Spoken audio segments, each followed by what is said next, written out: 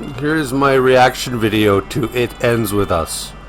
I'm so excited to watch this movie because I love romance movies and I love Blake Lively, so these are the two things I love most in life put together. I will be reviewing it in chunks because, in 10-minute chunks, because there's only so much beauty I can take in. Okay, so the film starts with the Sony logo, which I can already tell is one of my favorite parts of the movie. Just joking, I can't wait for this movie. It's going to be so beautiful. I can't wait to look at Blake Lively because she's so beautiful. It's too bad that, she's probably the only good thing about the movie, right? Oh, and then it shows the Wayfarer logo, and I hear they're in a lot of trouble because they did really bad things to the most beautiful Blake Lively. I love that huge mole under her eye. It's so beautiful. So it starts with my little Blakey driving down into a town called Plethora, Maine. And sweet little Blake looks so vulnerable. And she's so kind and vulnerable. And she comes and I guess she's hugging somebody and they start crying. She's like, "It's okay, I got you." Oh, poor Blake. Oh, so it's her mother and it's the funeral of the father, of Blakey's father. I confess that I only seen one other Blake Lively movie, which was it was about sharks.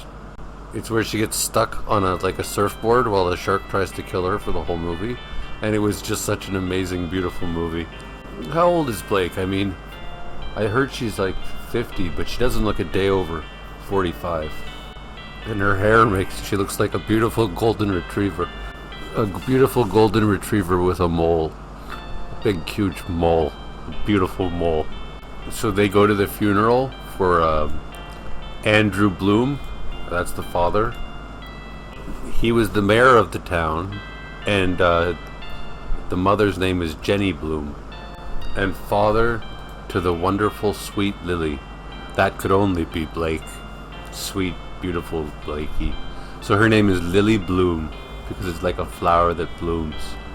A 45-year-old flower, beautiful, blooming flower. And she was supposed to write 5 good things about her father that she could say at the funeral, our beautiful Lily, but you see that she's got a piece of paper that just has the numbers 1 to 5 written down, so I guess that means she didn't really like her father very much. Poor Lily.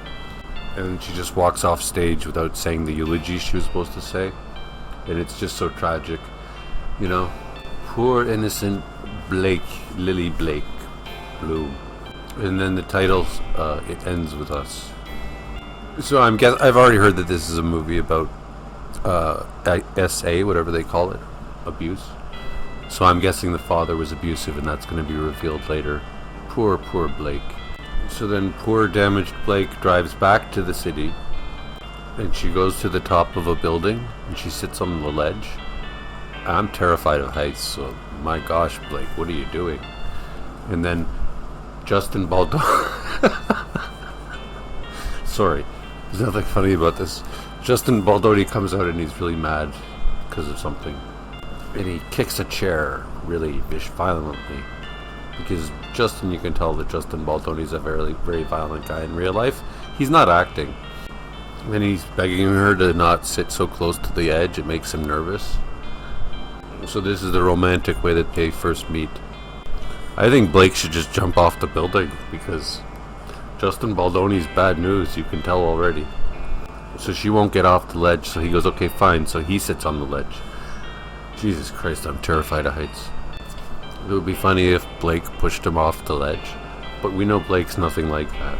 Not in real life. And Blake asks him almost right away, what do you do for a living? It's like, easy there, girl. Come on, man. Like, sizing me up already? So he's a neurosurgeon. He lives in the building.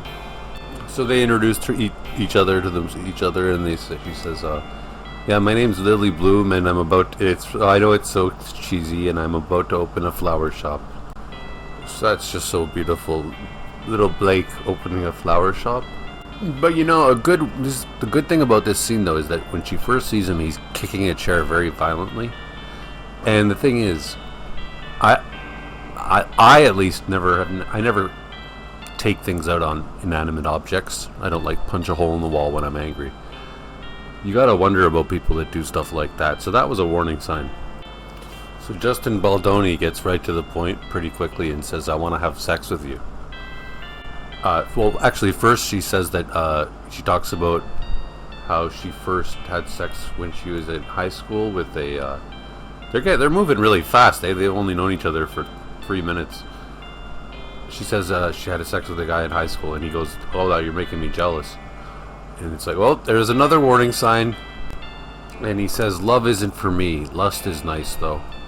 Oh, Baldoni, you pig. And she says she's not that type. She's more into, getting married and stuff like that. Because, of course, it's Blake Lively. Such a beautiful little angel. Darling. Damsel. And then creepy Baldoni starts touching her. And she's, like, kind of getting turned on. But then his phone rings. And he goes, will I ever see you again? And she goes, no. And then they go, okay, it was nice to meet you. And he leaves. Because he's got to go do neurosurgery. Okay, so that was chapter 2, because this video file is divided into chapters. Chapter 1 ended with her walking out of the funeral home, and I guess chapter 2 was her on the roof meeting evil Baldoni. Chapter 3 now begins at 17 minutes in. Chapter 3 appears to be a flashback to young Blakey, as if I don't want her any younger. She's the perfect age. She's so hot at 45. And they put a mole on the actress playing young Lily, and she's meeting her, I guess, her first love, and she looks out the window and sees him digging through a garbage can. But they're both 16, so it's not so bad to be digging through a garbage can when you're like 16. If you're 45, 47, my age, and you're digging through a garbage can, it's not so romantic. So young Lily Bloom brings the young bum, 16-year-old homeless kid, brings him food and knocks on his fake door in the abandoned shack he's living in. And she runs away and hides behind a tree while he gets the food. So she likes to, feed, he's like a homeless dog, right? And the other people on the bus, they're going to school. They're saying how the guy stinks. And then little young Lily is, you can come to my place and shower if you want. So she's going to take in a stray. And then he has the shower, and then she says, you can watch TV with me if you want. And the Ellen DeGenerate show is on, which gives you an idea as to what the time of this movie is. I gotta say, the actress playing young Blake is doing a good job, because she acts just as beautiful and graceful as Blake does. She's got her down. So then at 23 minutes into the movie, we flash forward. The entire movie's, 2 hours and 10 minutes. And she's gonna buy a flower shop, right? She's looking at a building that's for lease. So Blakey, she plays a very down-to-earth, not materialistic little lady that wants to open a cute little flower shop, and she just wears very plain clothes. Not too different than the real Blakey that we all love so much. So she's setting up her flower shop. She's, cleaning up the new building she bought, because it's a wreck. And some chick comes in, knocks on the door and opens the door and comes in. So she introduces herself as Alyssa, and they have some little cutie pie chit chat, and they giggle. And Alyssa wants to work. She needs a job, and she really wants to work. She just loves the little shop that Blakey is setting up. Oh, and then Alyssa realizes it's a flower shop. She didn't know what kind of shop it was. She goes, oh, I hate flowers. I'm like, what kind of a person hates flowers? What, you freak? How dare you tell Blake that you hate flowers? Blake is a flower. I wish I was there. I'd punch her in the face for saying such a thing to my beautiful Blakey. And then, of course, Lily Blake, she says, oh, yeah, I understand how you feel, but that's what makes flowers beautiful. Yeah, I hate things because they're beautiful too, don't we all? Aw. So she comes in saying she wants a job, and then she says that she hates the type of job it's going to be. And like in a big city, can you really afford to say you hate the kind of job you're being offered? But then they giggle and they have some cutie pie talk, and then she says, okay, I want the job, I can't wait, I really want the job. And Alyssa says she's looking at her purse and she's got to put it down somewhere. So I'm just going to look for a place to wipe off to put this girl.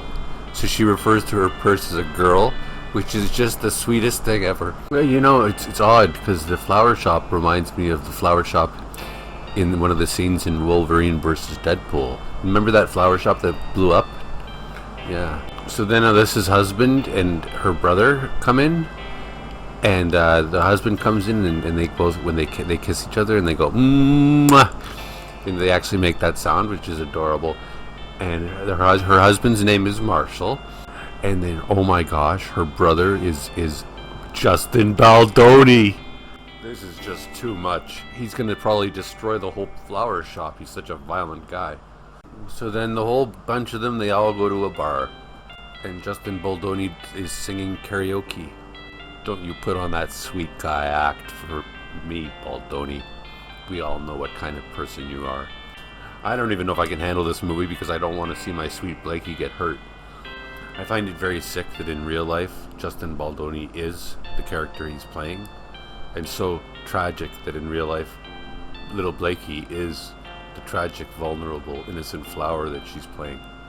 So now that slimy Baldoni's walking her home, and he's like hitting on her, he's coming on strong, and I'm like, you get away from this beautiful flower.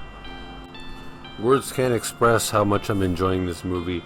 Unfortunately, it's only 2 hours long. I wish it would just last forever. Oh, and then they kiss, and it would be romantic if Justin Baldoni wasn't such a sleaze. Okay, so chapter 5, 33 minutes into the movie. Blake Lively is sketching while she's lying down in bed. There are, according to the video that I downloaded, there are 15 chapters. So we're at chapter 5.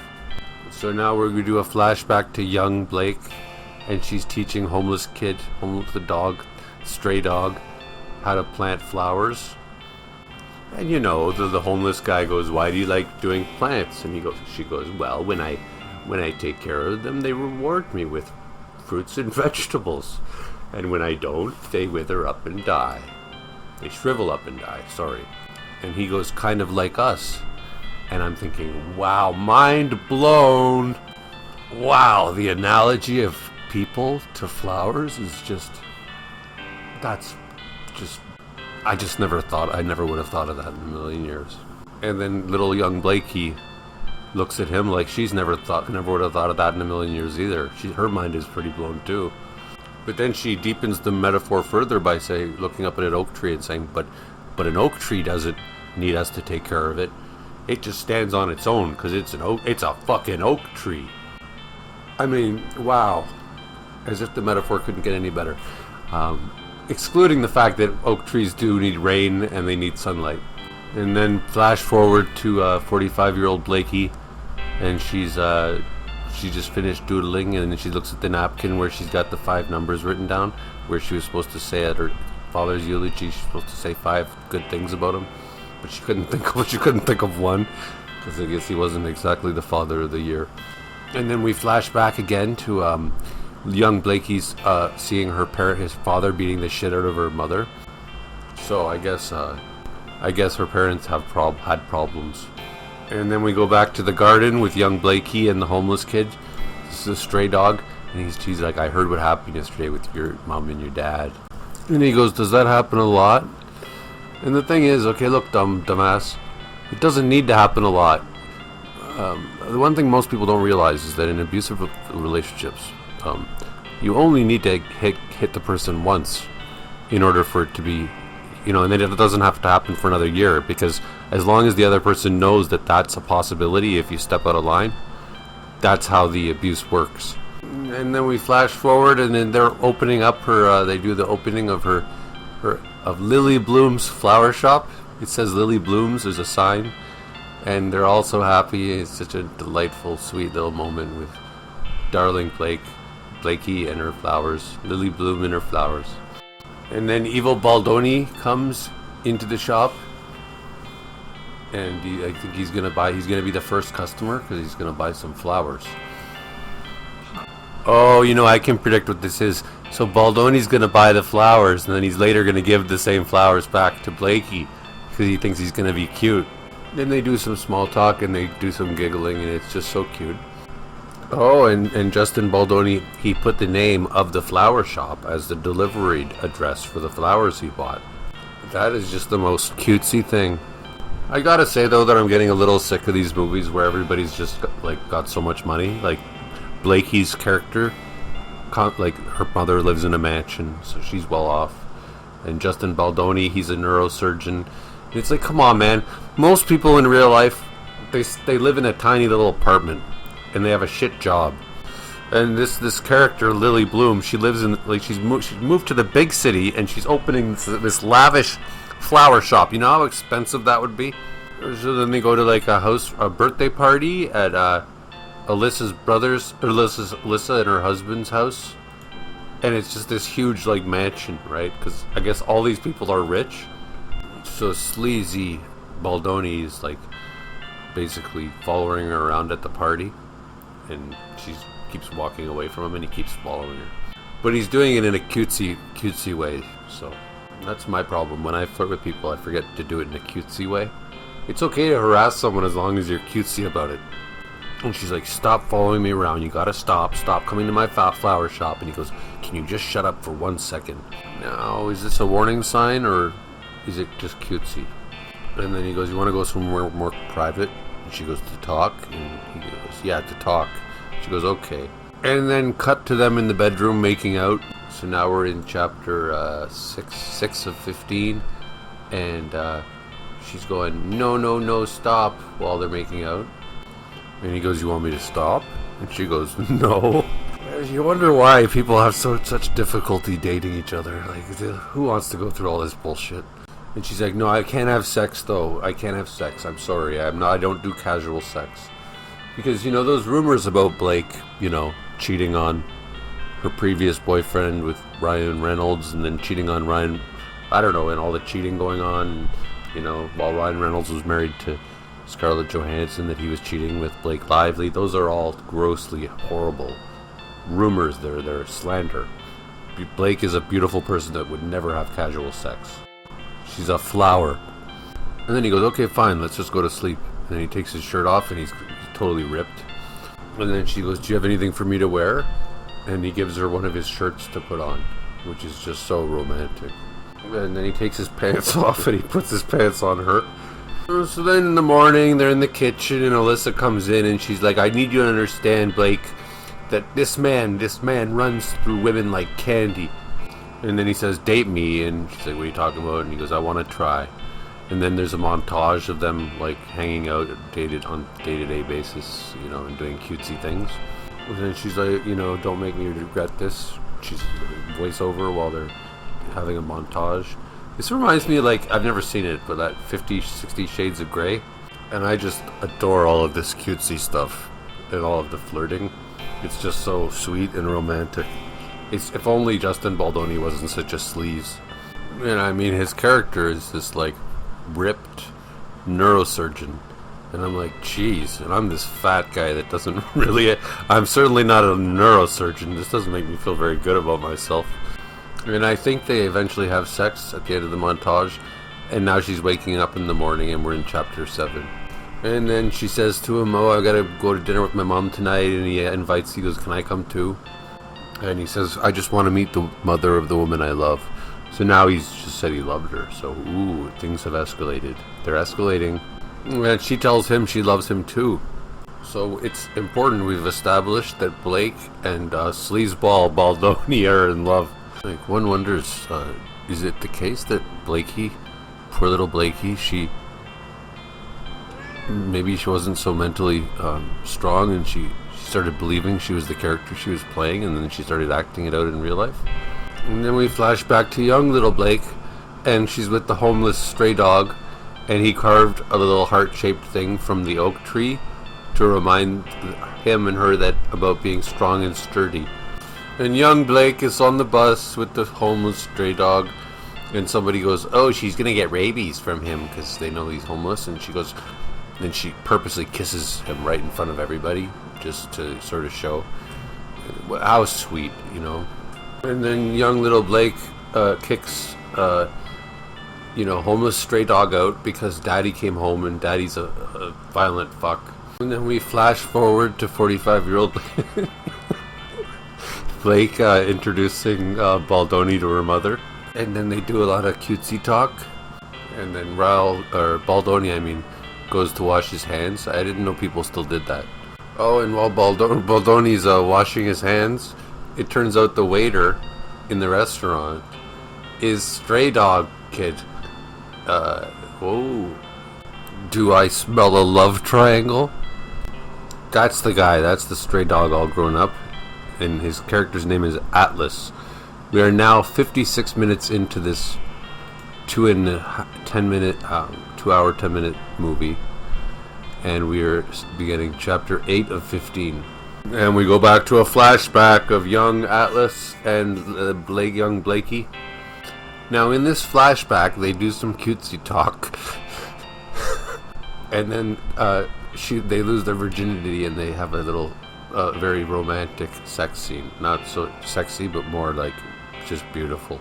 And then we flash forward back to the dinner, and Blakey, she goes to look for a homeless stray dog waiter now. He became a waiter. Because not all of us can get rich. And I love her 45-year-old looking saggy arms. Fucking hot. And she says, so she talks to homeless stray dog kid waiter, and blah blah blah. And she goes, "Oh, is that your guy?" He goes, "Is that your guy?" And she goes, "Oh yeah, he's great. Do you have somebody?" And he goes, "Oh yeah, I've got." And I'm thinking, "No, you don't. You're a waiter." But "Oh yeah, I've got Cassie." And guess what? I predict it's gonna end up being his daughter, because he's just such a good guy. He took care of the kid even though the wife took off or something. And then Baldoni and Blake, they go to a bar afterwards, and then Alyssa and I keep saying brother, her husband, I think his name is Marshall or something. They announced that they're pregnant, so that's cute. Oh, by the way, the movie takes place in Boston, and then it's the morning, and they're in the kitchen, and they do some cutesy talk, and he has a big surgery tomorrow, he says. And then he asks her about a tattoo she has on her neck. It's a tiny little heart. And he's like, "What's that about?" I'm like, uh-oh. But she just tosses it off as, "Oh, it was a silly little thing I did when I was a kid. Hee. And they make more cutesy talk, and it's just so adorable. And then while they're doing the cutesy talk, the food he was cooking starts burning. And he opens the oven to go grab the food while it's burning hot.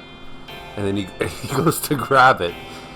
I thought he was a neurosurgeon, and of course his hand gets burned, and he goes, "Ah!" and he he moves his hand away, and he accidentally hits poor Blakey.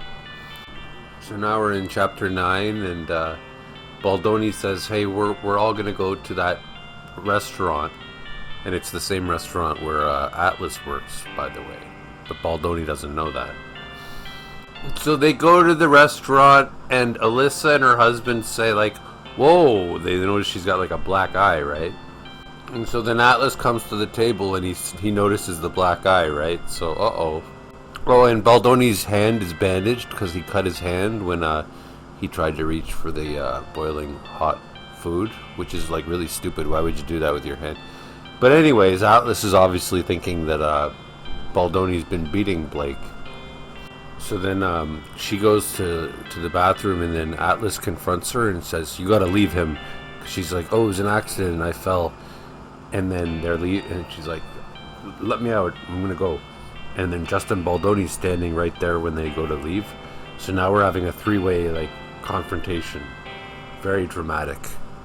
And then Atlas throws Baldoni against the wall and goes, "Touch her again, I'll cut your throat, you piece of shit."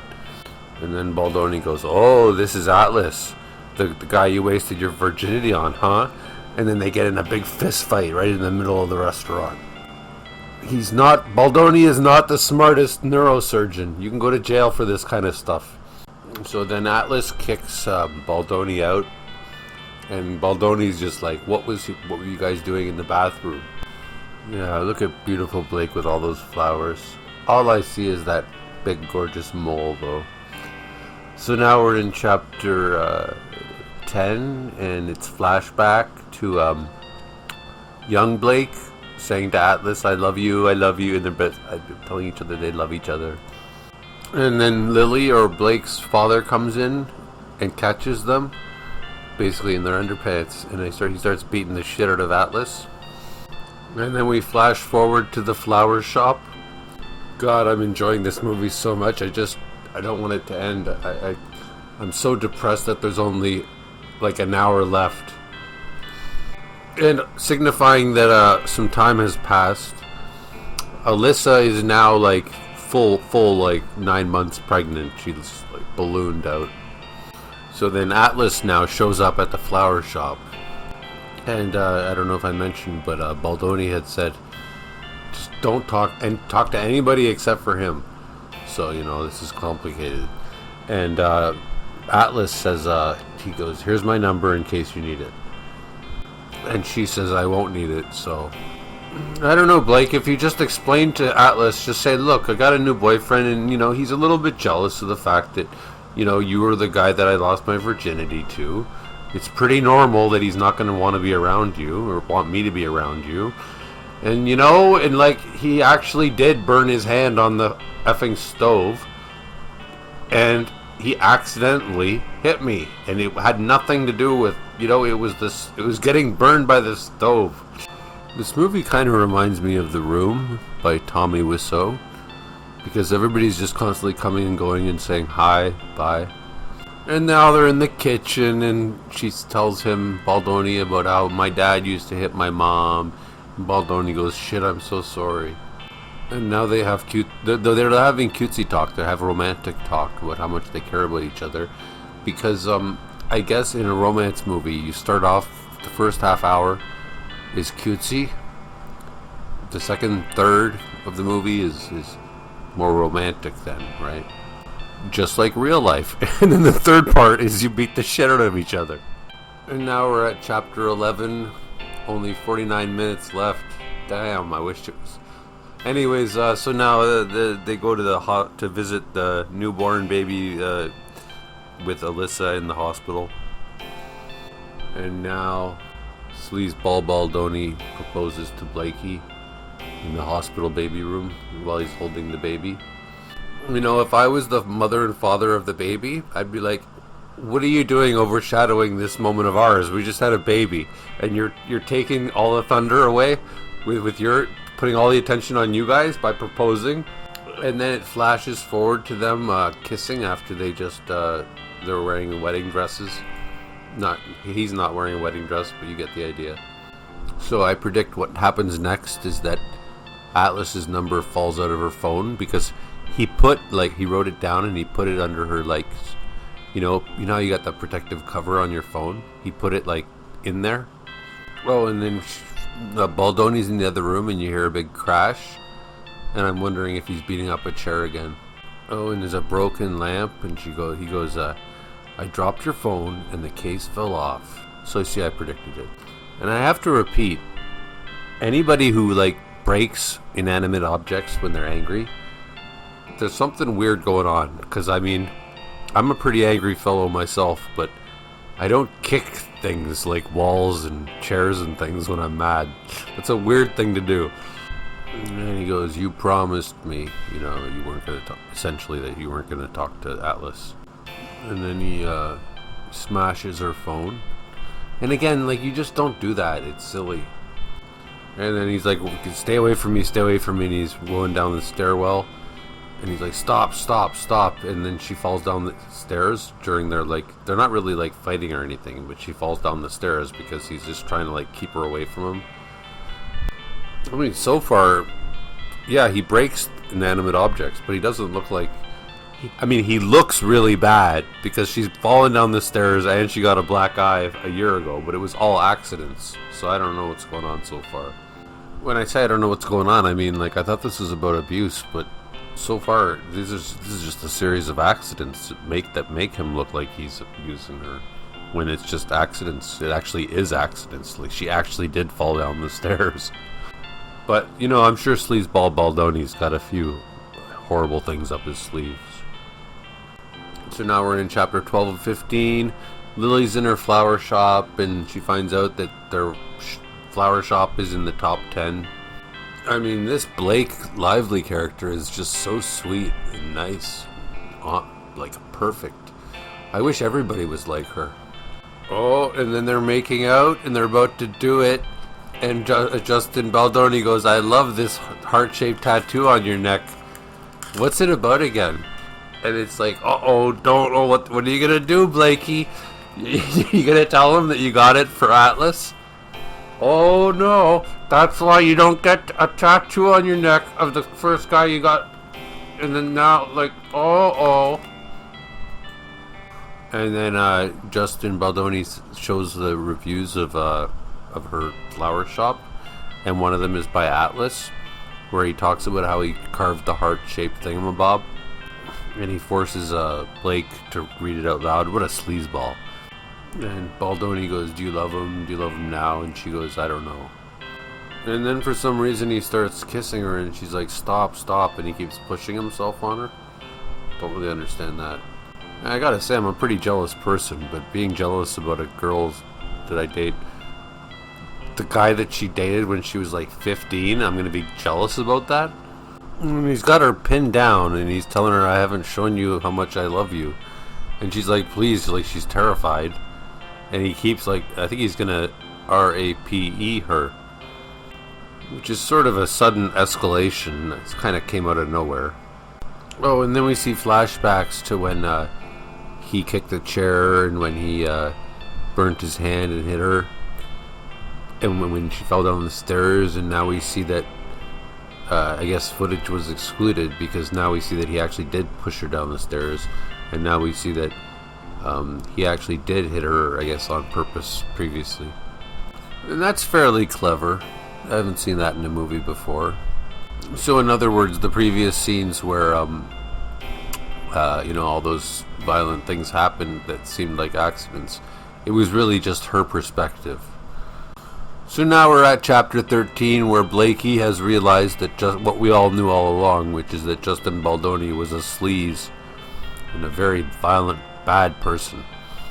So now she shows up at Atlas's restaurant. Turns out he wasn't, I assumed he was just a waiter, but no, he's actually, I guess, the owner or the head chef. Now, Atlas and Blake go to the hospital. I don't know why. I guess it's because she has bruises and whatnot from when Baldoni was doing what he does best. And the doctor tells her that she's pregnant.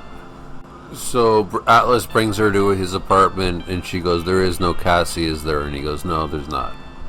And then in the morning, Atlas and Blake, they have some cutesy talk. Okay, we're at chapter 14. We're almost done. I hope you've enjoyed this as much as I have. So Blakey goes back to her flower shop, and I guess she told Alyssa what happened, because Alyssa says, "I'm so sorry, I've seen him my whole life, and I seen how afraid he is to open his heart to anyone," regarding Baldoni. Okay, so we started with cutesy talk, we went to romantic talk, and now in the third act, final act, we're at loving talk. So the sister of Lyle, or Baldoni, she's saying touching things to Blake, because poor Blake, she's such a sweetheart, and we all love her so much. So it's time to just give loving talk. Blake needs all our love. Now in montage of Blake going through her daily life, while Baldoni keeps texting her saying, "I'm so sorry, I just need to talk to you, blah blah blah." Sorry, Baldoni, you're a sleaze. You're a sleaze after all. We are not responding to your texts anymore. And Blake is developing the baby, which is just so beautiful. It's the miracle of life. And now she's in the late stages of her pregnancy, and Baldoni comes to the door, and he's helping to assemble a crib.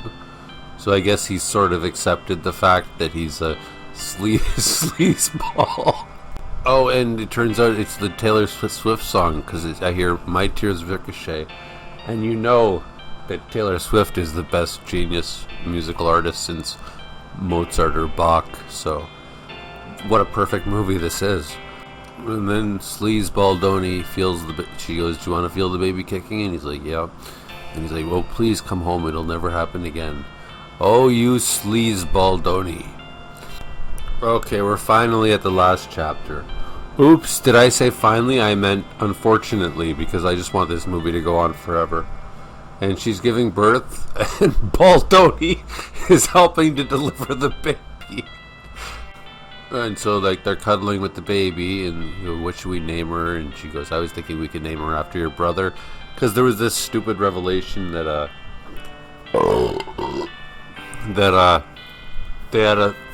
Baldoni had another sibling that he accidentally killed when they were kids. Because they found their father's gun and they were playing cowboys. And you know what? And so that's scarred him. So Blake says, "Why don't we name our daughter after your brother?" So isn't that just so sweet? See, we started with cutesy, then we got to what happened after that? Romantic, and then we got love, just loving. So this is we're just more lovingness now. And Blake, because she's such a mature flower. She's like 45, but she looks.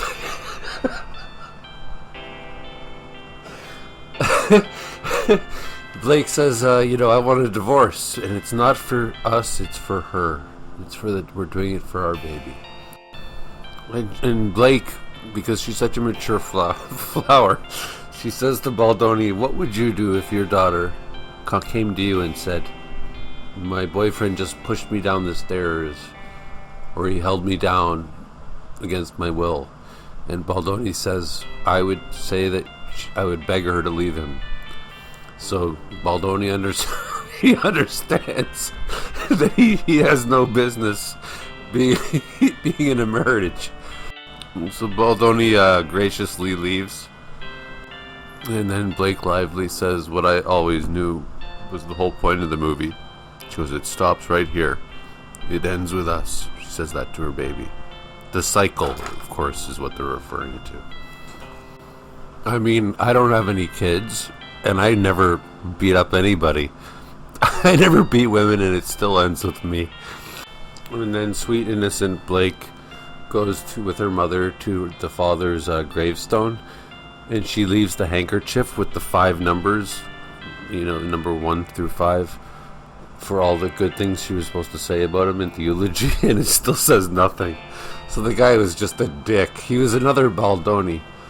So, Blake goes back to town, to the big city, and then she goes to some, outdoors event, and she sees Atlas, and I guess it's going to end with them just looking at each other. Well, they have a few words about, are you with anyone? And he goes, no, not yet, and then it ends like that. Maybe the sequel should be Atlas beating the shit out of her.